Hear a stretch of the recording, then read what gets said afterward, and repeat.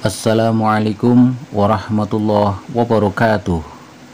Salam sejahtera, Om Swastiastu, Namo Buddhaya, salam kebajikan.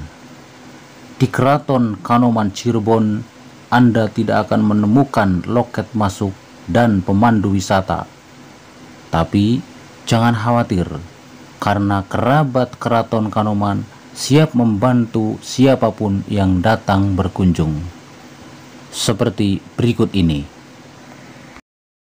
Assalamualaikum warahmatullahi wabarakatuh. Perkenalkan, saya bernama Ratu Siti Robiah. Saya masih kerabat atau keluarga dari Kesultanan Keraton Kanoman.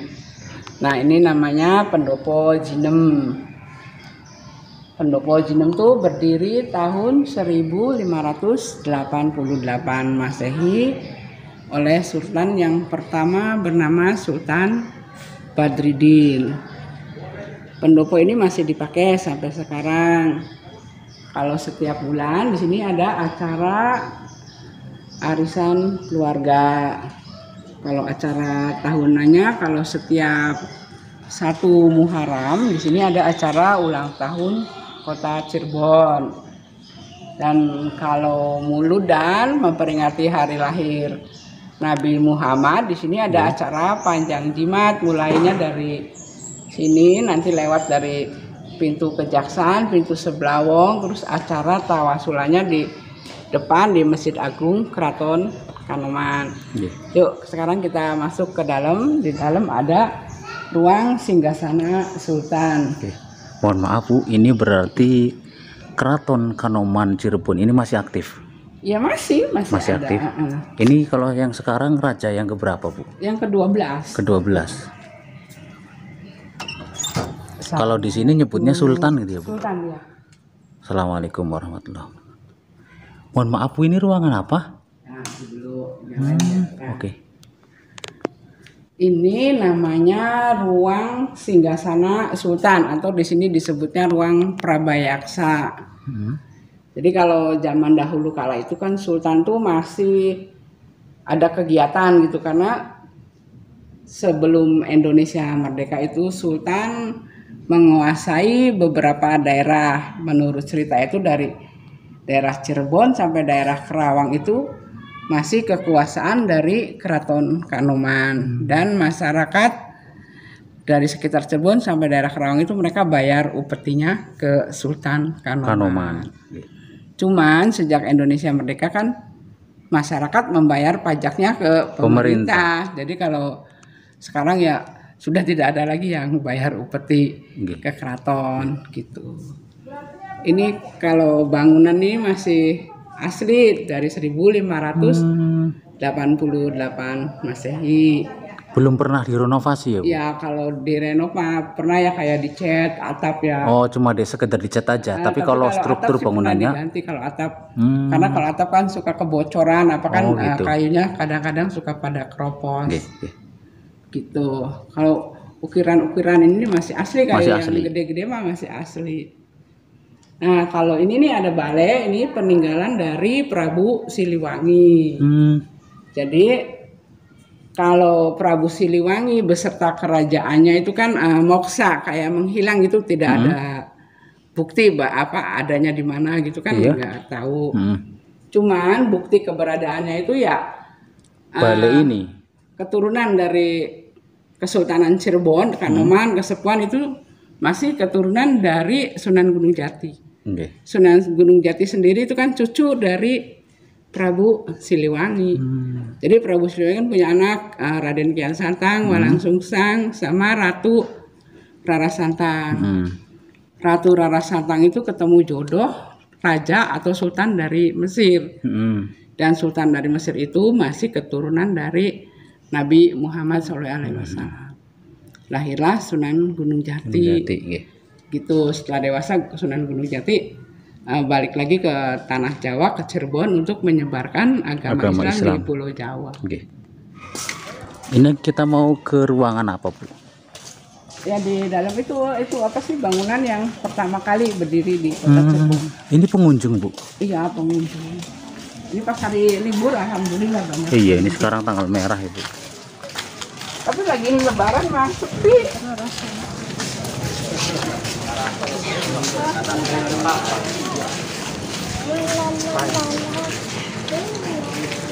Nah, kalau ini namanya Keputren. Keputren.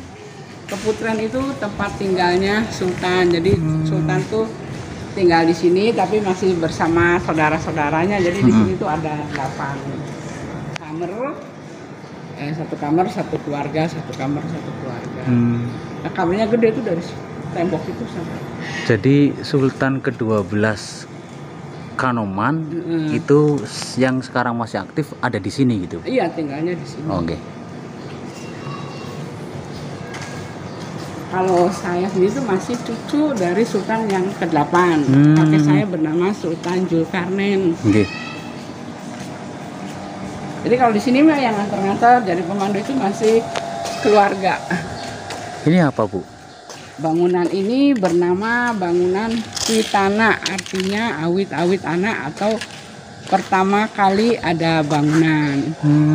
Dan yang mendirikan itu Pangeran Walangsungsang. Ini yang bikin Pangeran Walangsungsang? Pangeran Walangsungsang atau Pangeran Cakrabuana. Cakrabuana. Sampai sekarang ini, Bu, masih atau ada. Disebutnya Mbah Kuwu Cirebon. Masuk boleh. Biar nggak panas, ini panas. Iya, iya. Ini fungsinya buat apa, Bu? Ya kalau zaman dulu kan tempat tinggal beliau. Oh gitu.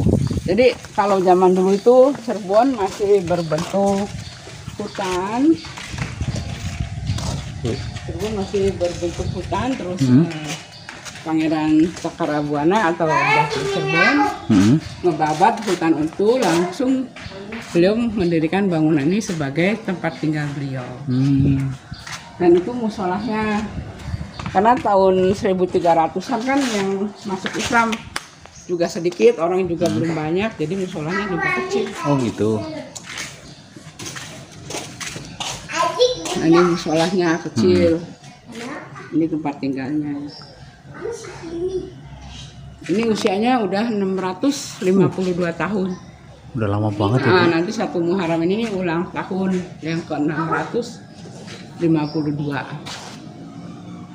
Ini lantai yang asli dari zaman dulu nih, yang hitam ini nih. Oh gini. Namanya batu ampar. Batu ampar. Kalau yang lainnya udah ganti baru ya. Iya. Itu yang di tengah-tengah yang masih asli.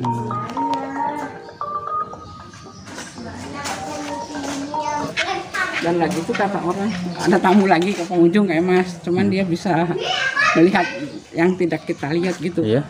Kata beliau tuh di bawah sini nih ada pintu gerbang Di sini. Menuju pantai selatan itu di dalam kolam. Kata pengunjung yang tahu yang dunia lain gitu ya, Bu. Ada pintu gerbang menuju ke pantai selatan. Jadi kata Luar saya biasa. itu bisa masuk akal karena batu-batu ini tuh dari pantai selatan. Kan tahun 1300-an belum ada dump truck, coba bawanya pakai apa Iya. kalau nggak ngambil dari sini ya. Iya betul. Cuman ya kalau orang zaman dulu sih segalanya bisa sih. Turun dulu.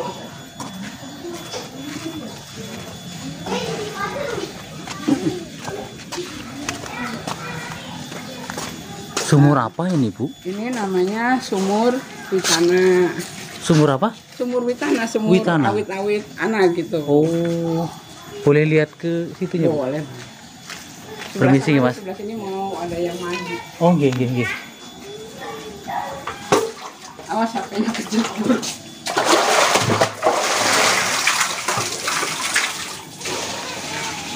Barangkali mau cuci muka, airnya dari situ. Oh gitu.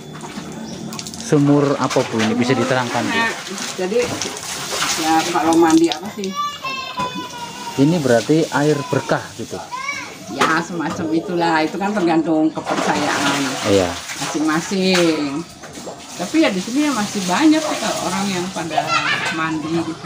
Selama ini yang dipercaya kalau mandi atau cuci muka pakai air sumur ini apa ya khasiatnya, Ya Bu?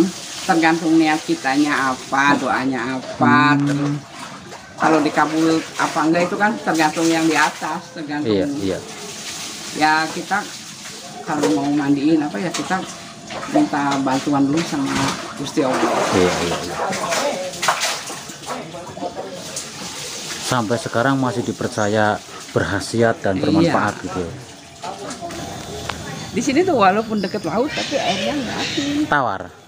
Iya, tawar adem lah malahan. Keraton Kanoman Cirebon ini luasnya berapa hektar, Bu? Luasnya kurang lebih 5 hektar. Kurang lebih 5 hektar. Dari mulai pasar itu, pasar Kanoman itu masih kepunyaan wilayah Keraton. Oh, Kanoman. pasar yang di depan itu masih milik masih, Keraton Kanoman. Disewa oleh PD Pasar. Disewa gitu ya. Karena zaman dulu kalanya tuh jadi ciri khas sebuah keraton di Pulau Jawa itu selalu menghadap ke utara. Ada alun-alun, sebelah kiri ada masjid, nah di depannya tuh ada pasar. Pasar itu untuk ya menghidupi perekonomian sekitar keraton. Kalau sekarang itu yang jualan sewilayah 3 kota Cirebon ya. Apa ini, Bu? Sumur ini? Ini namanya Sumur Kejayaan. Sumur Kejayaan itu apa, Bu? Ya kalau yang percaya tuh ya biar jaya, biar selamat, biar. Jadi pengunjung boleh mandi? Boleh, kayak itu kan mandi ya Pak. Tapi di sini nggak ada keran. Nggak ada keran. Oh, boleh minum, Bu, ini, Bu? Ya kalau minum mah boleh-boleh aja. Cuman kalau zaman sekarang kan menurut ilmu kesehatan kalau mau minum air harus direbus. Tapi sekarang tuh saya di rumah minum air galon yang isi ulang itu kan gak direbus, tapi ya alhamdulillah nggak suka pada sakit perut. Ini apa, Bu? Buat mandinya? Tempat ganti baju. Oh, kolamnya ini ya, Bu? Itu mah baru Bang, bikin baru ya. Oh, ini yang baru. Yang lama itu sumurnya berarti? Kalau saya kecil mah belum ada ini, tutup-tutupan kayak gini belum ada. Jadi kalau ada yang mandi masih terbuka. Ada yang orang lewat ya kelihatan. Oh, gitu. Cuman kan kalau mandi di sini nggak boleh telanjang. Gitu. Terus kemana lagi, Bu? Ya, kita ke dalam lagi. Jadi saya informasikan kepada penonton bahwa kalau berkunjung ke Keraton Kanoman Cirebon, di sini tidak ada pemandu atau kuncen resmi dari pihak keraton. Tidak seperti yang ada di. Tidak terikat pegawai gitu. Jadi yang ada pemandunya adalah dari pihak keluarga keraton. Ya. Oh, sekarang paling itu. Nah, kalau ini namanya Sumur Bandung. Sumur Bandung. Sumur Bandung. Wah, gede banget ini, Bu. Agung disebut Sumur Bandung ya tuh karena diameternya itu lebih besar dibandingkan sumur-sumur. Iya, ini lebar banget ini. Kalau kita kesini ada sumurnya satu lagi. Jadi di dalam Keraton Kanoman Cirebon ini tidak ada abdi dalam atau masih ada, Bu? Abdi dalam itu datang kalau pas ada acara aja. Oh. Jadi mereka tuh pada tinggalnya di luar kota. Jadi pas kalau ada acara. Kalau ada acara, abdi dalam datang. Telepon apa gitu misalnya kumpul. Kalau misalnya kayak mulidan pas ada. Ini benteng keratonnya ya, Bu ya? Ya ini batas. Ini baru atau memang dari dulu, Bu? Ya dari dulu kayak gini, tapi udah ada yang pada apa? Pada bolong ini ya, sudah runtuh ya? Iya tuh pada. Karena kalau zaman dulu kan belum ada semen, jadi mereka itu. Iya, ini kelihatannya kalau ini ya udah dilihat gak ada campuran semennya ini. Oh yang ini udah rehab, dulu udah pada roboh-roboh kayak gitu tuh. Terus kalau tembok keraton tuh tebelnya segini nih. Iya, lebar sekali ya, tebel banget. Iya. Terus batanya juga kalau zaman dulu tuh batanya gede-gede. Gede-gede, iya bener.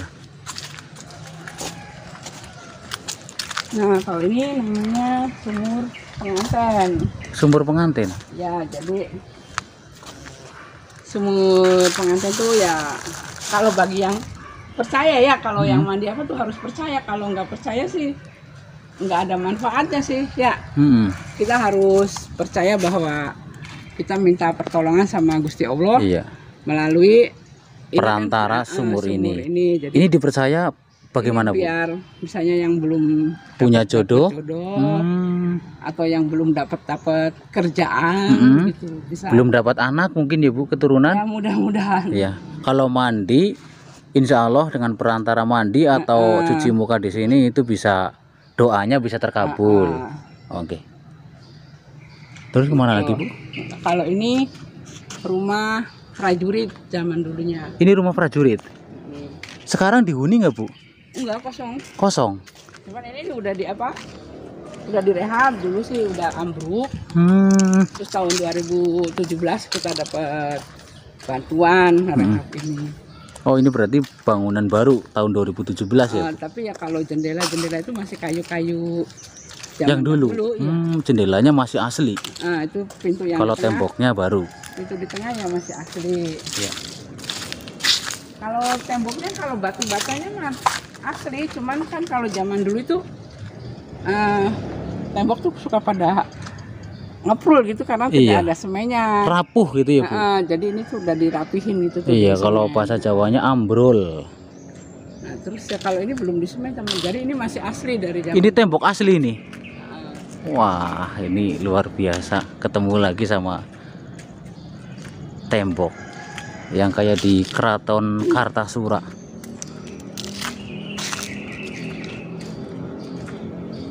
Jadi ini tembok